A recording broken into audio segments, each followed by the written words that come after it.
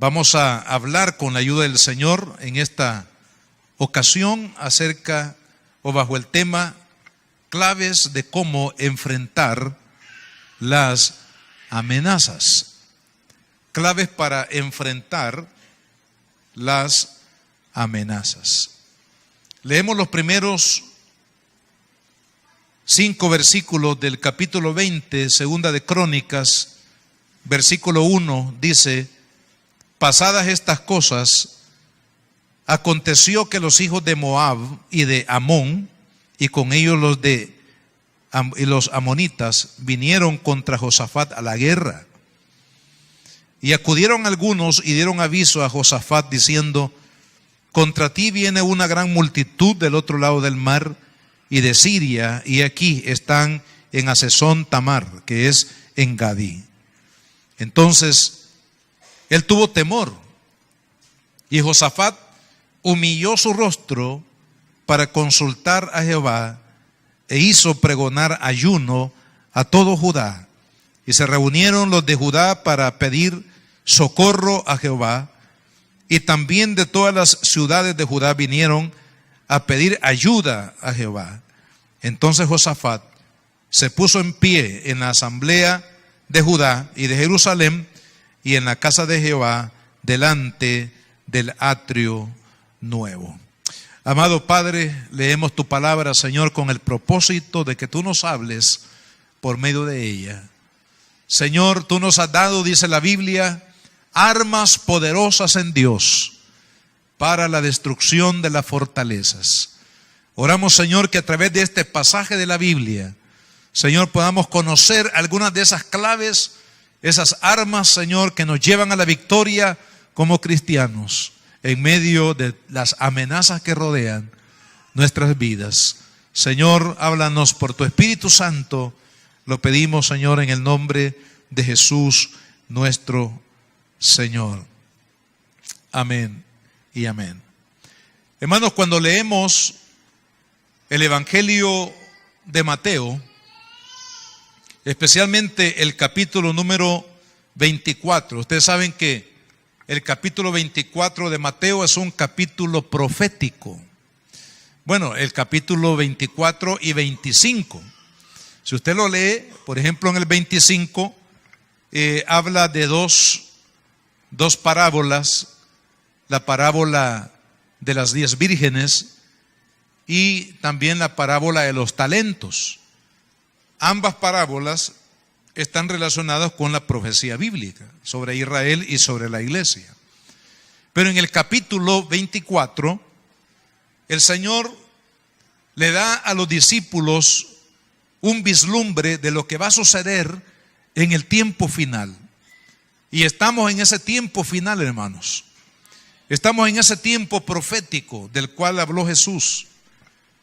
Y Él dio a través de las palabras que Jesucristo menciona, hermanos, habla de esas nubes oscuras que se van a posar sobre la humanidad en el futuro.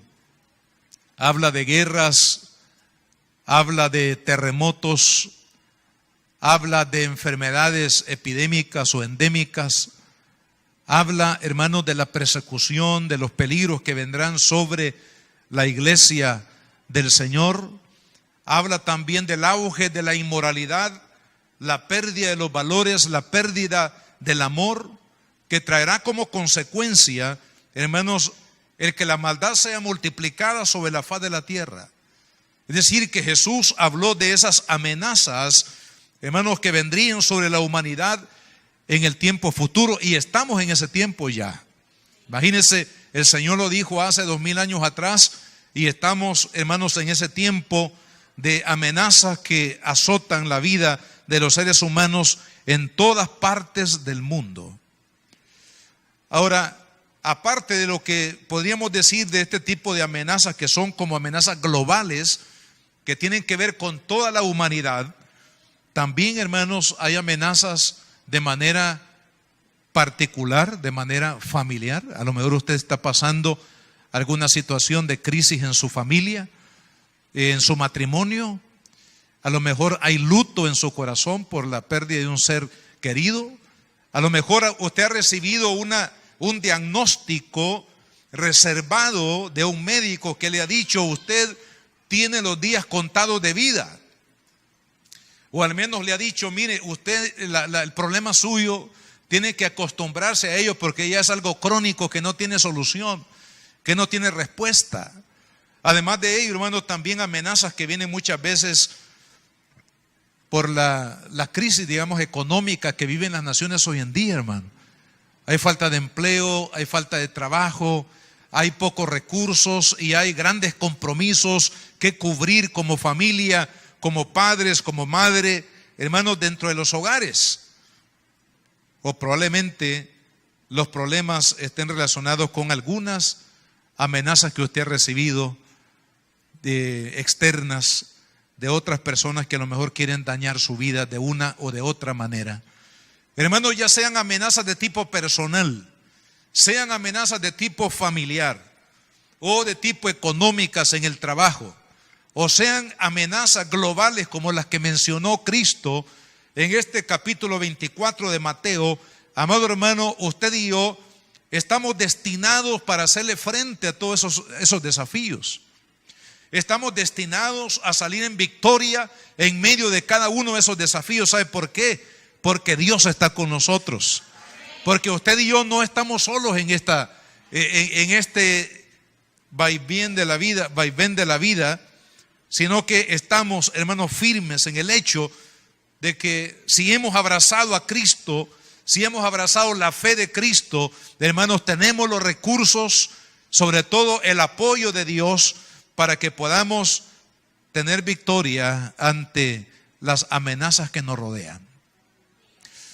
Y hemos tomado como ejemplo este pasaje de la Escritura.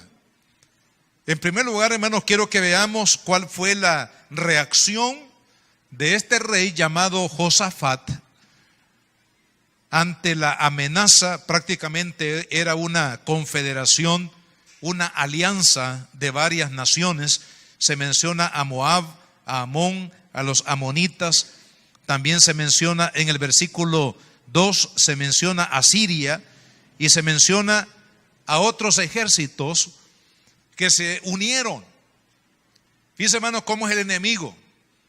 El enemigo sabe cuál es la fortaleza que el cristiano tiene, pero también sabe que sumando las fuerzas malignas, utilizando diferentes estrategias para atacar la fe, para atacar la vida de un cristiano, pueda que el enemigo llegue a tener algún tipo de éxito en la vida de los hijos de Dios.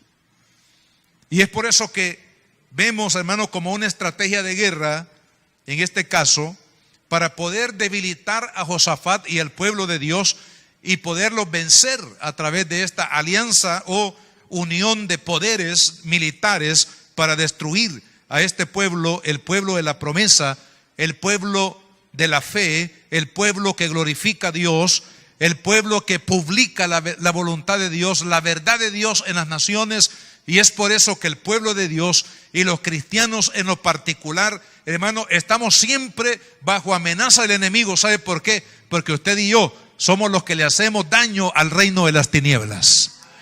Usted y yo somos los que socavamos los cimientos, hermanos, del poder de Satanás en la tierra.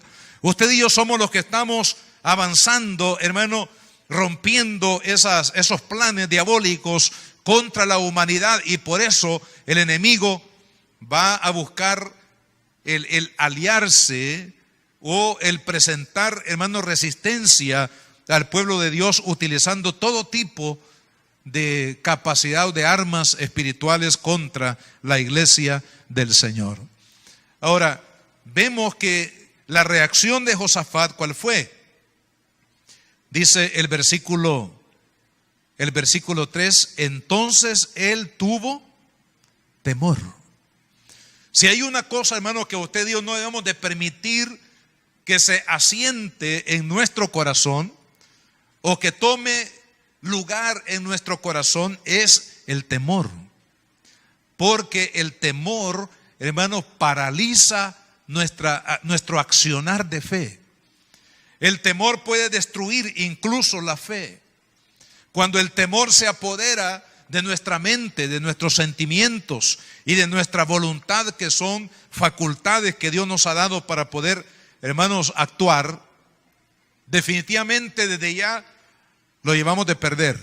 Cuando un cristiano, hermanos, permite que el temor del enemigo se apodere de su corazón, ya el enemigo ha ganado un buen porcentaje, hermanos, de sus propósitos en la vida de ese cristiano. Y es por eso que dice la Biblia que el perfecto amor, que es el amor de Dios, echa fuera el temor. Y el temor no debe de ser un aliado nuestro, al contrario, tiene que ser un enemigo que saquemos, hermanos, de nuestro corazón, porque el temor nos va a llevar al fracaso.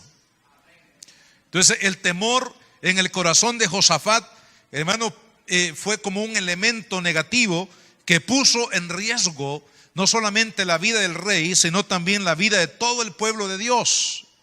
Y no olvidemos que estos reyes, por ejemplo, como el rey Josafat y otros más que anteriormente habían vivido, como el rey Salomón, el rey David, Roboam y otros más que habían vivido antes, hermano, eran portadores de la promesa de salvación.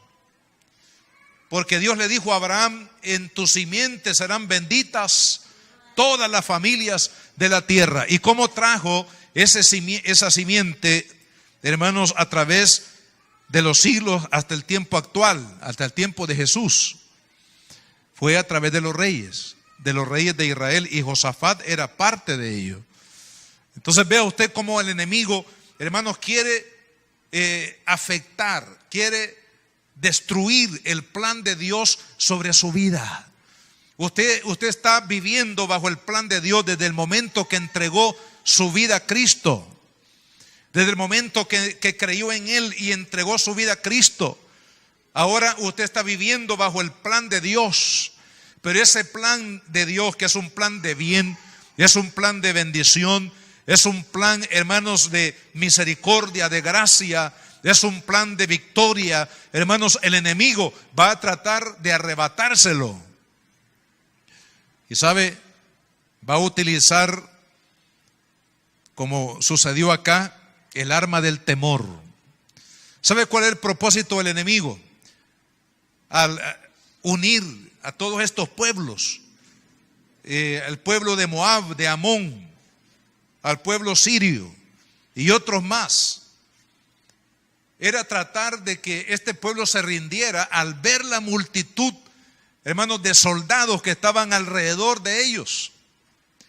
Porque esas eran las estrategias de guerra de aquel tiempo. Rodeaban una ciudad, ¿verdad? Y de tal manera que eso se llamaba sitiar la ciudad. El propósito era romper toda comunicación de la ciudad con el exterior. Porque el exterior se traía el alimento, muchas veces el agua y todo lo que era necesario para la vida dentro de las ciudades. Entonces, rodear una ciudad o sitiarla era una estrategia de guerra con el propósito, hermanos, de hacer morir de hambre o de enfermedades a las personas que vivían en una ciudad. Y lo que pretendían estos reyes que se aliaron contra Judá y contra Josafat era precisamente, hermanos, que fueran reos del temor. Cuando nosotros vemos al enemigo, aun cuando el diablo no se presenta como la mitología lo dice, ¿verdad? O lo cree, así con unos grandes cachos o cuernos, con una cola que tiene una especie de flecha al final, ¿verdad? Y con un garfio así, y con unos colmillos como que fueran colmillos de tigre, ¿verdad? Así muchas veces la gente presenta al diablo, hermano. Y la verdad que esa es una idea mitológica. La verdad es, pero, hermanos, el enemigo muchas veces se va a presentar como un gigante, haciéndonos creer, hermano, que no vamos a poder con él, que él nos va a aplastar, que él nos va a destruir, que él va a romper toda nuestra esperanza, que va a acabar con todo, hermano, nuestra aspiración en Cristo. Así como pretendió Goliat, hermano, destruir al pueblo de Israel, enviando esas palabras de maldición y haciendo alarde de su tamaño, de sus corazas, de su fuerza, de sus armas de guerra. Así es el diablo.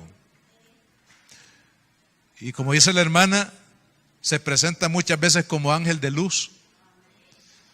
Pero dice Pablo, no ignoramos las maquinaciones del diablo, hermano. No ignoramos las maquinaciones de Satanás, es decir, cuáles son las intenciones del diablo.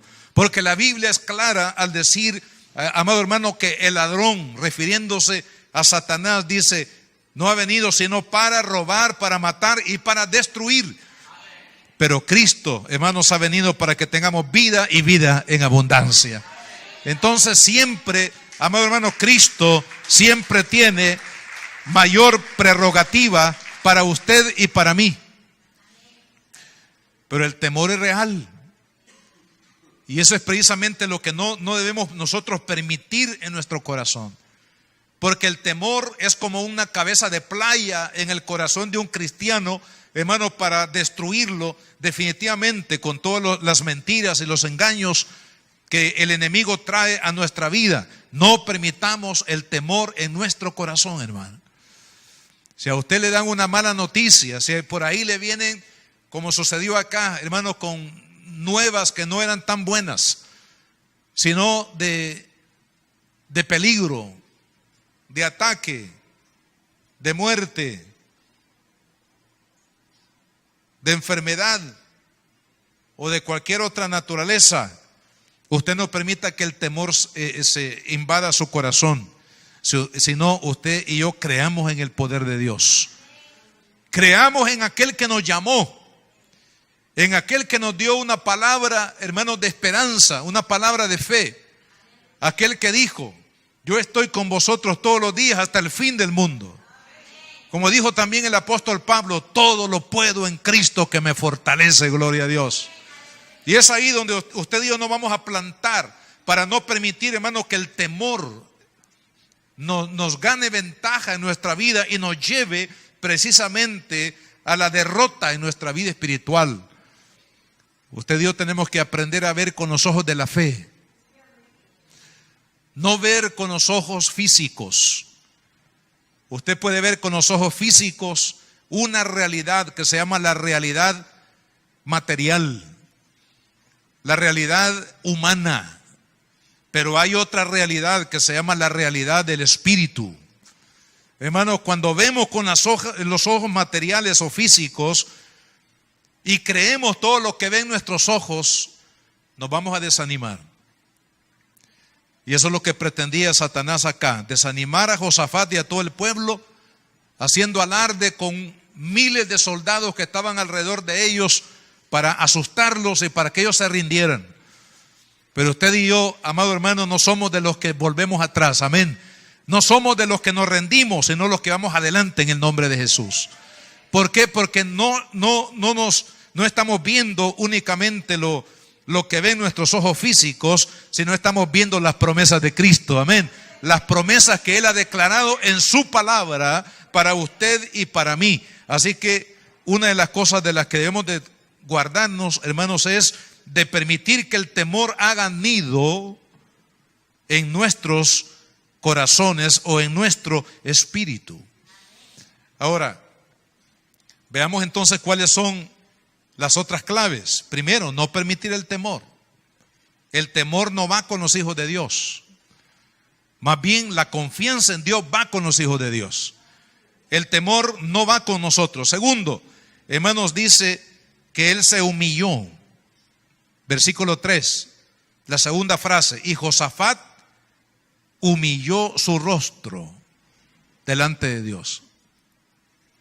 La palabra aquí humillar significa, hermanos, rendirse, significa doblar la cerviz, significa reconocer mi debilidad, reconocer mi fragilidad, mi incapacidad de poder llevar a cabo, hermanos, de poder enfrentar, en este caso, enfrentar a esta coalición de ejércitos que vinieron contra Josafat.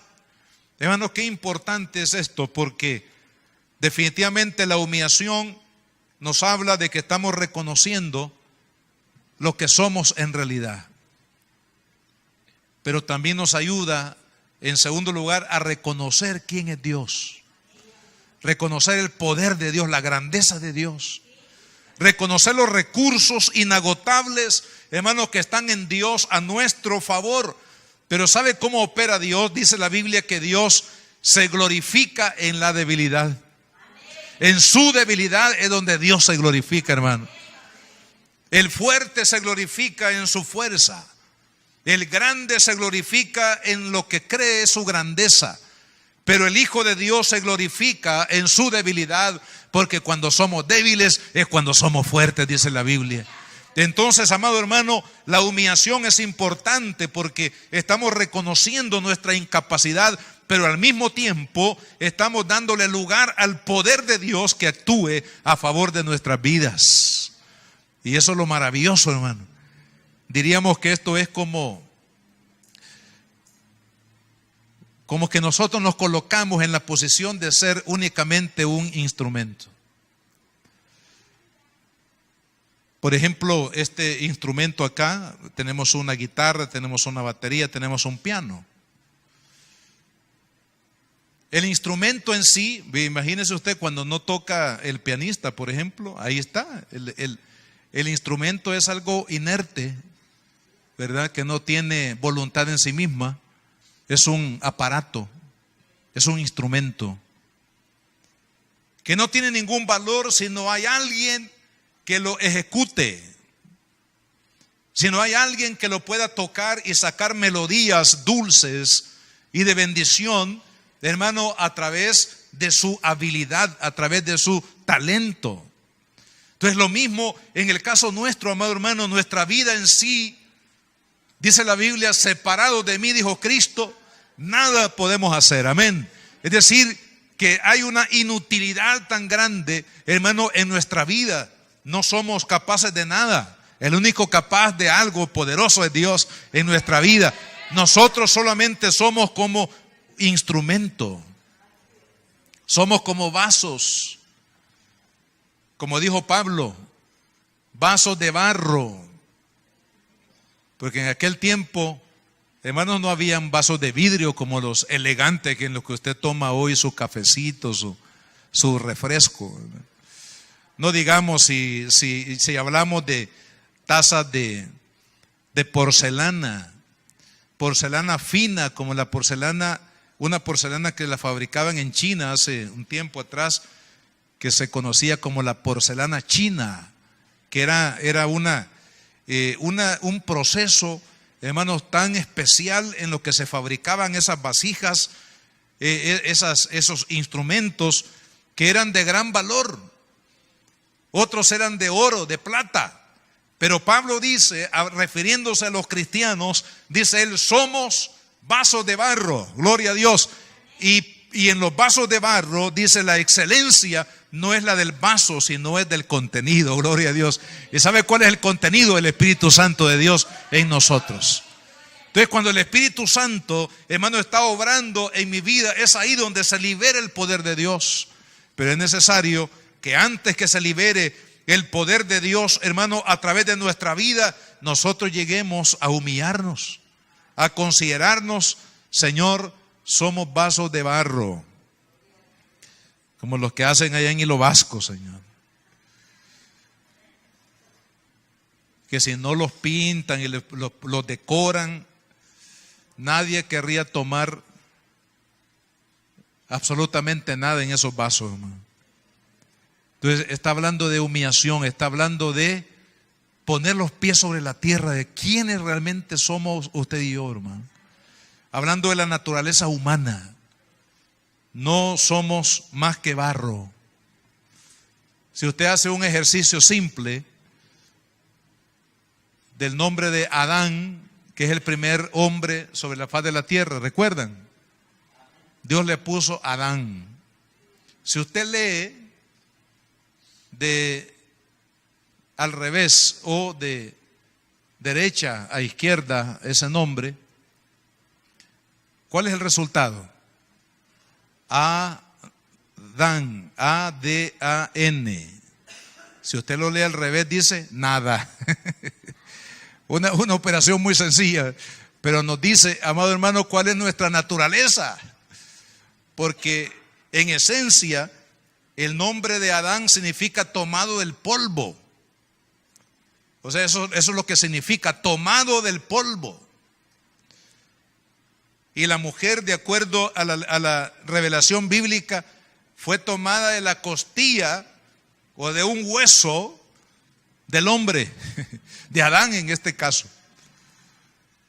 Porque está hablando del primer hombre, no está hablando de los que venimos después, sino del primer hombre, creado por Dios. En otras palabras, también la mujer y el hombre somos de la misma naturaleza, hermano.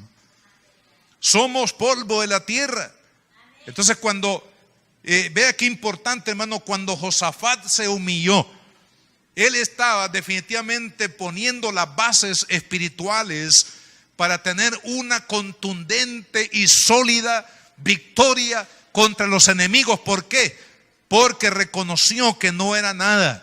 Reconoció que el único que tenía mérito era Dios. Amén.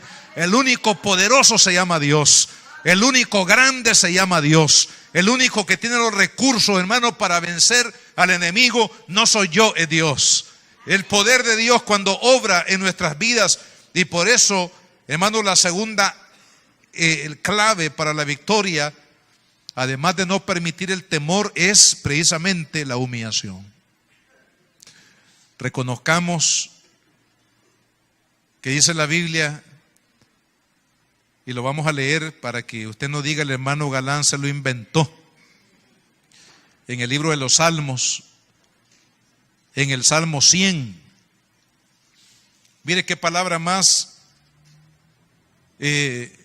poderosa relacionado con lo que estamos mencionando. Salmo 100 dice, versículo 2, servid a Jehová con alegría, venid ante su presencia con regocijo. Y vea lo que dice el siguiente versículo, el 3, reconoced que Jehová es Dios, Él nos hizo y no nosotros a nosotros mismos. Pueblo suyo somos y ovejas de su prado. Qué importante que nosotros podamos reconocer, dice acá.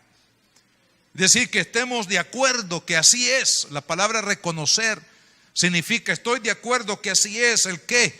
Que Dios es el que me hizo. Yo no me he hecho a mí mismo.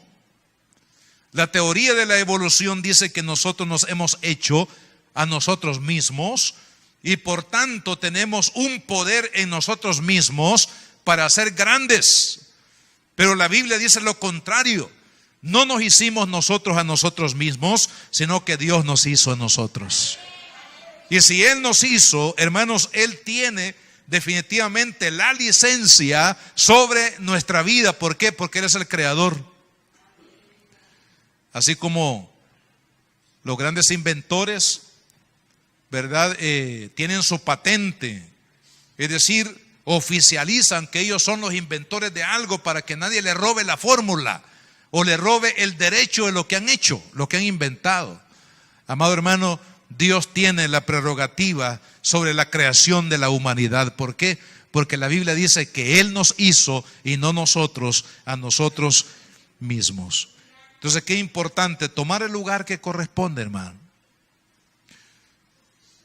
Qué importante no buscar, hermano, de manera soberbia lo que no merecemos.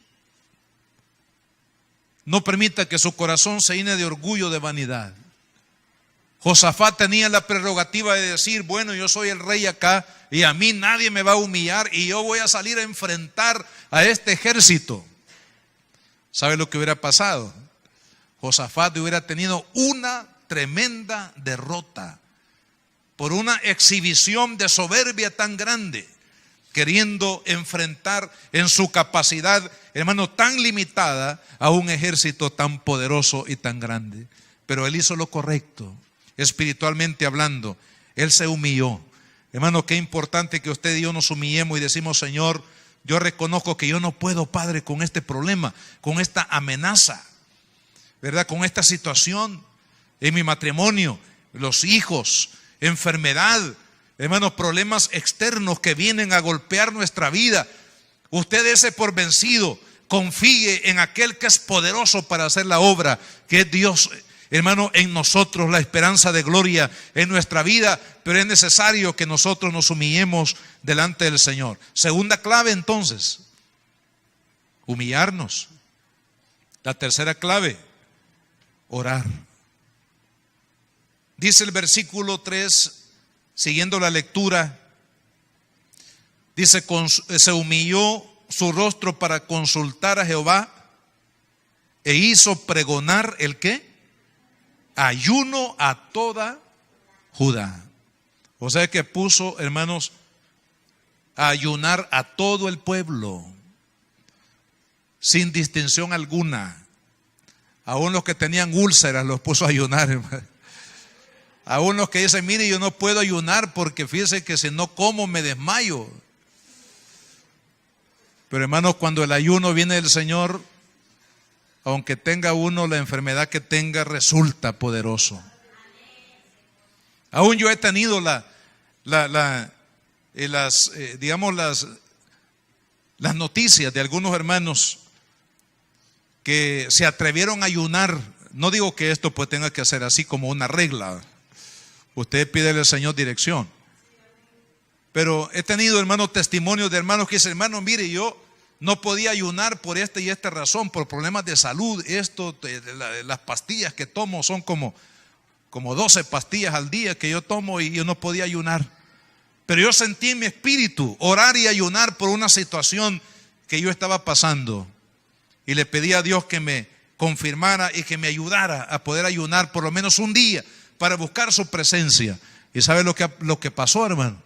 Primero, que Dios lo guardó en el ayuno, porque pudieron ayunar durante un día a pesar de los problemas de salud o a través de los tratamientos médicos que ellos estaban siguiendo. ¿Y sabe cuál es el otro milagro? Que el Señor los sanó. Así es que el Señor lo puede sanar a usted también, hermano.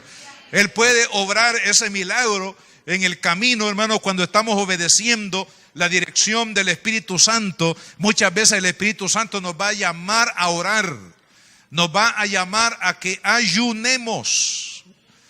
Algunos solamente sienten llamado para desayunar, pero el Espíritu Santo los va a guiar a ayunar, a orar, hermano, a poder sacrificar algún tiempo de comida o una noche de vigilia, hermano, para que clamemos a Dios, para que oremos, para que pidamos la intervención, hermano, milagrosa, poderosa de parte de Dios. Y sabe, la Biblia dice que cuando el pueblo de Dios clama, Dios responde. Gloria al Señor.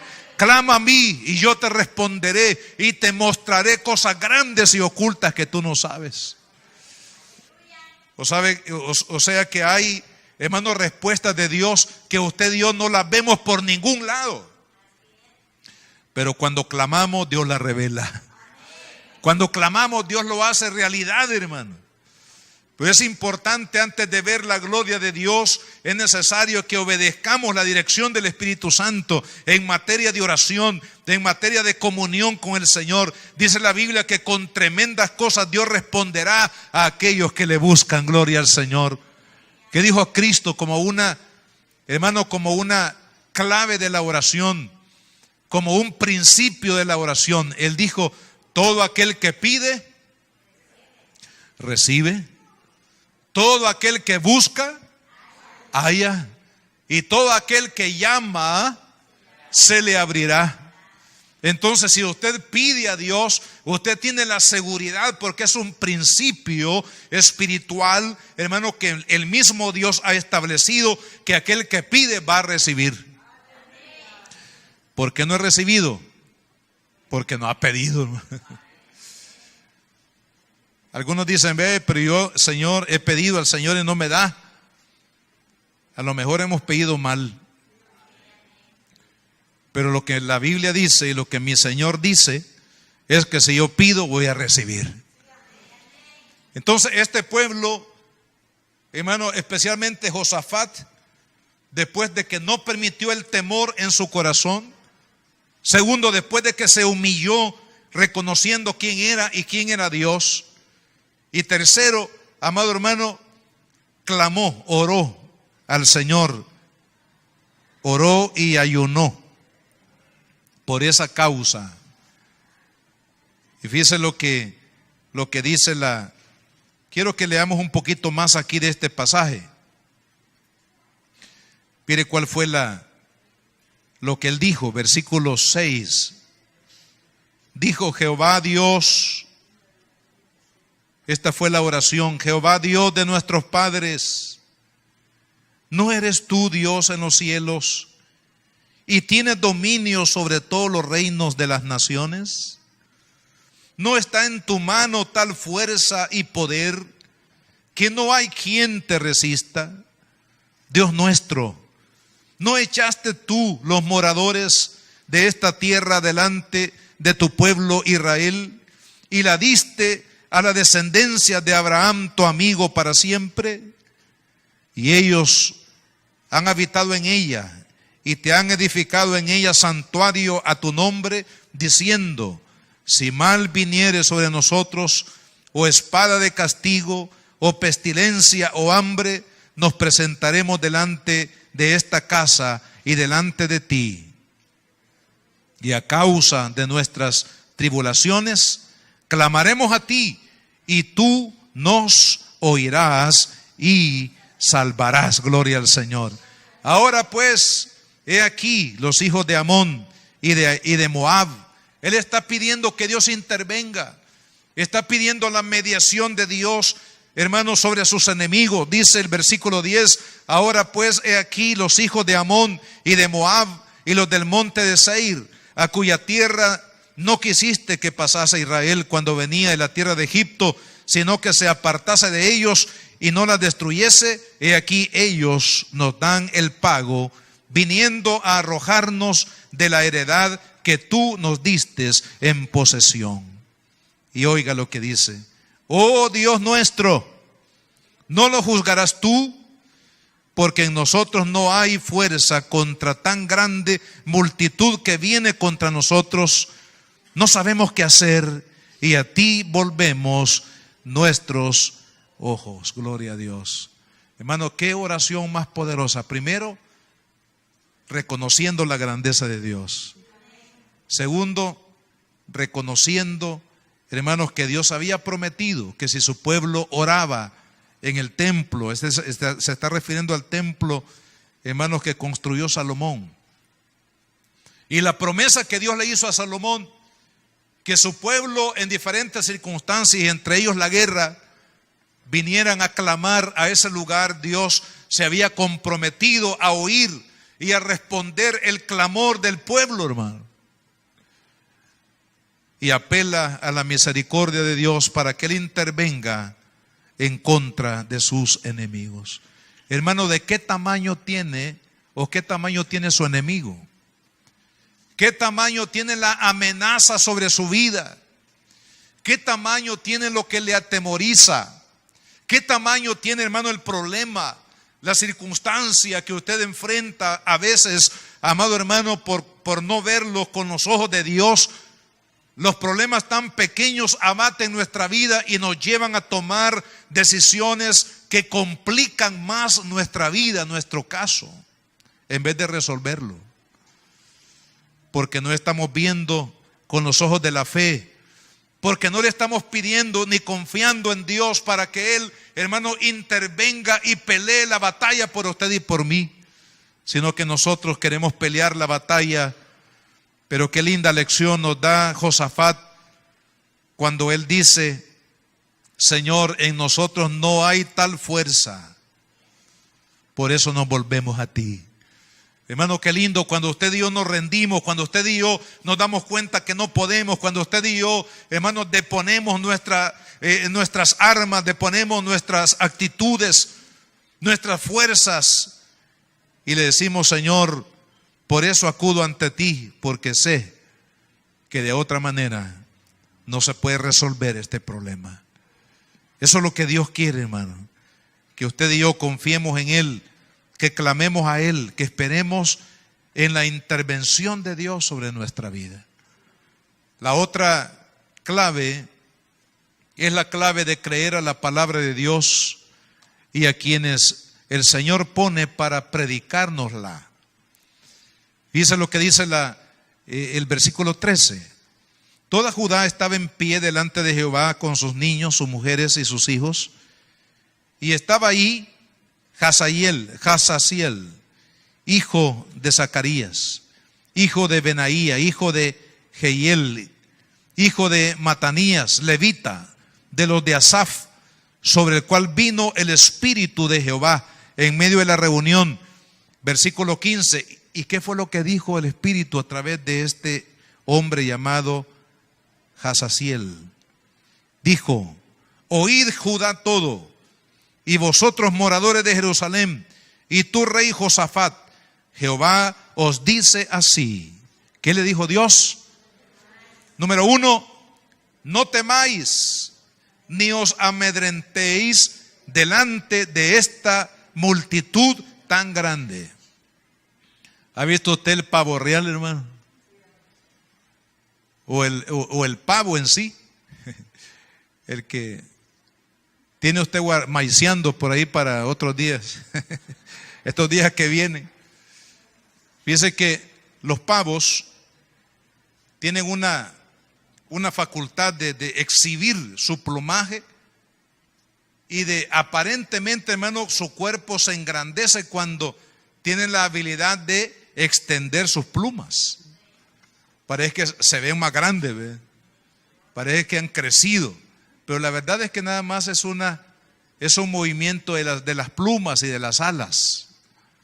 O sea, a través de este mecanismo ellos presentan mayor poder, se presentan con mayor fuerza, pero solamente son, hermanos, las plumas inflamadas. No es más que eso, hermano. No hay nada que agregarle. Y así son los enemigos del pueblo de Dios.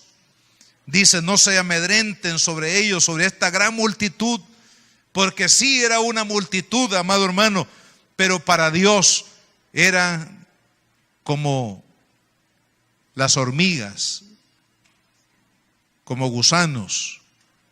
Así que no le tema al enemigo, mejor temámosle a Dios. Amén. Y no al enemigo. Dice, y lo segundo que les dijo, esta es una verdad poderosa, agárrela para su corazón. Dice: porque no es vuestra la guerra, sino de Dios. No es suya la guerra. Es decir, Dios va a pelear su guerra por usted. Dios le va a dar la victoria contra sus enemigos. Amado hermano, no nos podemos enfrentar contra las fuerzas del enemigo, pero sí Dios se va a enfrentar contra ellas. El Espíritu de Dios, dice, va a levantar bandera contra los enemigos, dice el Salmo 20. El Espíritu de Dios, hermano, se va a levantar el estandarte. El Espíritu de Dios lo va a levantar contra los enemigos, y los enemigos huirán.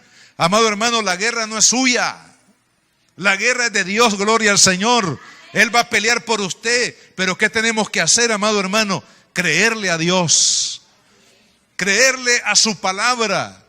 ¿Sabe la tristeza, hermanos, que muchas veces da en el corazón? Es que usted y yo tenemos una poderosa palabra, y una palabra tan abundante que nos ayuda en todos los aspectos de la vida, espiritual, familiar, material, de trabajo, de lo que sea, hermano. Y nosotros no leemos la palabra de Dios, no la creemos, hermano. Muchas veces salimos de la iglesia después de oír la palabra de Dios y vamos derrotados como veníamos. Vamos vacíos como veníamos. Vamos angustiados como veníamos. ¿De qué sirvió leer la palabra? ¿De qué sirvió oír la palabra de Dios? ¿De qué sirvió que la persona que estaba ahí, el pastor o el líder o la persona que predicó la palabra de Dios, que habló por Dios, que habló en nombre de Dios, hermano, se haya tomado el tiempo, el esfuerzo para hacerlo? si el pueblo de Dios no cree en la palabra del Señor. Pero sabe, hermano, lo que pasó en el caso de Josafat. Este rey, él sí creyó a la palabra. Él sí creyó que Dios pelearía por él. Él sí creyó, hermanos, que el temor no debía estar en su corazón y lo echó fuera de su corazón, porque él sabía, hermanos, que Dios iba a tomar control, iba a tomar autoridad en ese problema. ¿Sabe? Cuando usted le cree a Dios y le cree a su palabra, Él se va a hacer cargo de ese problema. Usted va a depositarlo en Él y usted no va a estar más sufriendo por ese problema. Si usted sufre por un hijo descarriado, póngalo, créalo, crea la palabra de Dios y ponga ese problema en las manos de Dios. Si usted tiene un cónyuge difícil que nadie puede cambiar, ni la mamá ni la abuela lo pudo cambiar, usted no lo va a cambiar tampoco. Así que no pelee con su cónyuge, porque usted, bueno, ni Dios nos llamó a cambiar al cónyuge. Ese es un invento nuestro. Que nosotros, yo dice, cuando me case yo lo voy a cambiar, dice. La hermana dice, yo lo voy a cambiar cuando me case, dice. O el joven dice, cuando yo me case la voy a cambiar. Ese no es el plan de Dios. El único que nos puede cambiar es Dios, hermano. El único que puede cambiar nuestra vida es Dios. Las circunstancias, hermano, es Dios. De tal manera que usted póngalo en las manos de Dios y Dios sí se lo va a cambiar. Se lo va a mandar, hermano, afinadito. El esposo se lo va a mandar, hermano, afinado. A su esposita, el Señor se la va a mandar linda, afinada, entregada, bendecida. Pero tenemos que ponerlo en las manos de Dios. Esa amenaza que le rodea, usted diga, Señor, yo no puedo contra esta amenaza, contra mi vida, contra mi familia, pero la pongo en tus manos, Padre, y voy a creer de que tú lo vas a hacer, Señor. Y Dios lo va a hacer, hermano. Dios lo va a hacer porque Dios se ha comprometido en su palabra, amado hermano, de bendecir su vida y la mía. Y si yo le creo a Dios, dice la Biblia que el cielo y la tierra pasarán, pero la palabra de Dios no pasará. Es decir, la palabra se va a cumplir. Amado hermano, Dios va a pelear por usted. Dios le va a dar la victoria. Usted no puede, pero Dios sí puede. Usted no puede cambiarlo, pero Dios sí puede cambiarlo. Porque nada hay difícil para Dios. Y la última clave, hermano, le va a parecer una locura. Bueno, ya lo dijo Pablo, que el evangelio de la cruz es locura para los que se pierden. Mire, es adorar a Dios aunque usted no entienda lo que está pasando o la circunstancia que usted está viviendo. ¿Qué le dijo Dios a Josafat? Le dijo, ¿sabes? Vamos a salir contra esos enemigos con el grupo de alabanza de la iglesia. ¿Le parece una locura eso, hermano? Ir a enfrentarse con un ejército, hermano, con, ¿qué es lo que usaban en aquel tiempo? Las liras, a lo mejor los panderos, porque ya se mencionan los panderos en aquella época, de época de Moisés. Panderos, ¿cómo se llama? Arpa, la que tocaba David. Hermano, instrumentos de alabanza. ¡Qué locura! Venir contra un ejército adiestrado para la guerra y aliado con otros ejércitos para destruirnos, y nosotros le salimos con guitarras, con pianos, con batería, hermano. ¿Le parece una locura? Es una locura para el hombre, hermano, pero es sabiduría de Dios, porque a través de la alabanza, fíjate lo que dice el Salmo 22, dice, Dios habita en la alabanza de su pueblo. Gloria al Señor. Por eso, amado hermano, venga temprano, no se pierda la alabanza. Amén, porque la alabanza es poder de Dios para la vida cristiana. Dice la Biblia que Dios habita en medio de la alabanza de su pueblo. ¿Qué es lo que hizo Israel, hermano, cuando rodeó a Jericó? ¿Qué es lo que hizo? Alabar a Dios. Y en la alabanza a Dios, como Él habita allí, Entonces Dios comenzó a soplarle a los enemigos, a soplar los muros, y los muros cayeron, hermano.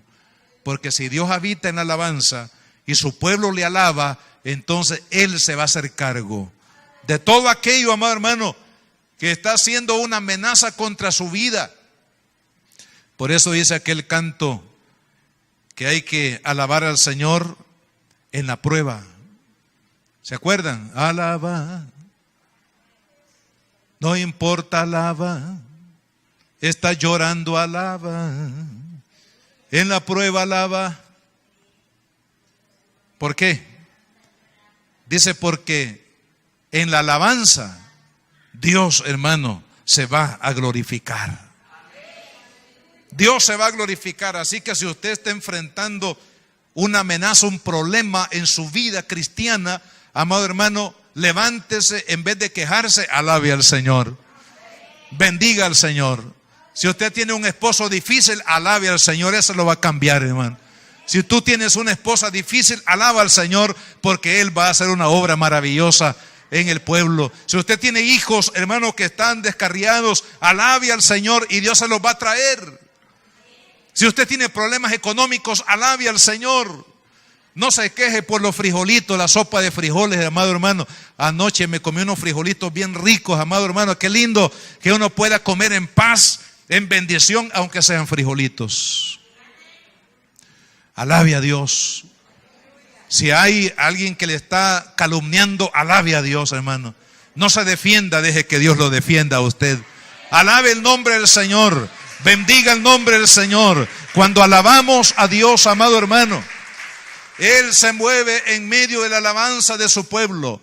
Y es por eso, amado hermano, que cuando el pueblo comenzó a alabar al Señor, Dios confundió a los enemigos. Le declaro en fe este día, cuando usted alaba al Señor, no importa la circunstancia que usted está viviendo, usted no entiende por qué le han dado un diagnóstico reservado, no entiende por qué su esposo le ha sido infiel, no entiende las amenazas de divorcio, no entiende, hermano, las amenazas que han venido de aquellos que quieren robarle su paz, no entiende por qué lo despidieron, no entiende por qué sucedió aquello. No importa que lo entienda o no, alabe a Dios. Bendiga el nombre del Señor y dígale: Señor, no entiendo, pero te alabo. Y cuando uno alaba al Señor, hermano, lo que está haciendo es reconociendo la soberanía de Dios sobre nuestras vidas. Dios no se equivoca. Dios no cambia. Dios nunca llega tarde. Él es fiel. Y sabe, los enemigos fueron confundidos. La agenda del diablo fue quebrantada, hermano. Los poderes que manejaban a este gran ejército fueron desarticulados por el poder de Dios. Y mire lo que dice la Escritura, y con esto voy a finalizar, versículo 25. Viniendo entonces Josafat y su pueblo a despojarlos, hallaron entre los cadáveres muchas riquezas, así vestidos como alhajas preciosas, que tomaron para sí, tantos que no los podían llevar.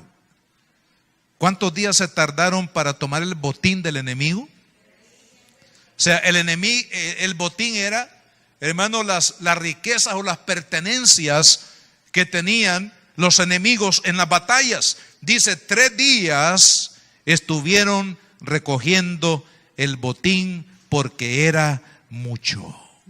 En otras palabras, Dios les dio una victoria, hermanos, contundente. ¿Por qué? Porque no permitieron que el temor se apoderara de su corazón. Segundo, porque se humillaron delante de Dios. Tercero, porque supieron, hermanos, usar el arma poderosa de la oración y del ayuno. Número 4, porque ellos le creyeron a Dios, a su palabra y a sus siervos que la predicaron. Y número 5, porque ellos adoraron a Dios aun cuando no entendieron por qué estaban pasando esa circunstancia. Hermanos, si nosotros echamos mano de estas claves de victoria que Dios le dio a Josafat, como iglesia, como cristianos en lo particular, yo le aseguro que la misma victoria que él tuvo, la tendrá usted. ¿Por qué? Porque la Biblia dice que Dios es el mismo de ayer, de hoy y por todos los siglos. Pónganse de pie, vamos a orar. Padre, a ti la gloria, Señor amado, en este día, por toda bondad, por toda misericordia. Señor, gracias porque tú eres el que das la victoria a tu pueblo. Porque la palabra dice que tuya es la guerra y no nuestra. Señor, cualquiera que sea la amenaza, cualquiera que sea la circunstancia, cualquiera que sea, Señor, el ataque del diablo, el problema, la adversidad, la situación, Señor, tú te harás cargo de ello, Padre. Porque eres tú el que peleas por mí. Eres tú el que peleas por tu pueblo, Padre. Señor, tuya es la victoria. Tuya es la batalla. Y yo sé, Señor amado, que si confiamos en ti, Señor, tú lo vas a hacer también. En el problema que tiene mi hermana, en el problema que tiene mi hermano, Señor, tú le vas a dar la victoria. Tú vas a dar, Señor, esa salida. Señor, aunque no entendamos por qué, muchas veces nos peleamos contigo, Señor, por lo que pasa en nuestra vida. Y nos quebramos la cabeza preguntándonos por qué a mí, por qué me está pasando lo que estoy atravesando hoy. Ya no se pregunte por qué, no necesita entender por qué está pasando esta prueba, esta batalla. Solo alabe al Señor, solo dele gracias, solo bendígalo. Él habita en la alabanza de su pueblo, Él habita en la adoración de su pueblo, y Él se hará cargo de los enemigos. La victoria será tan contundente que usted también se va a tardar 3 días para recoger la bondad de los beneficios, las misericordias, la gracia que viene de Dios sobre nuestras vidas.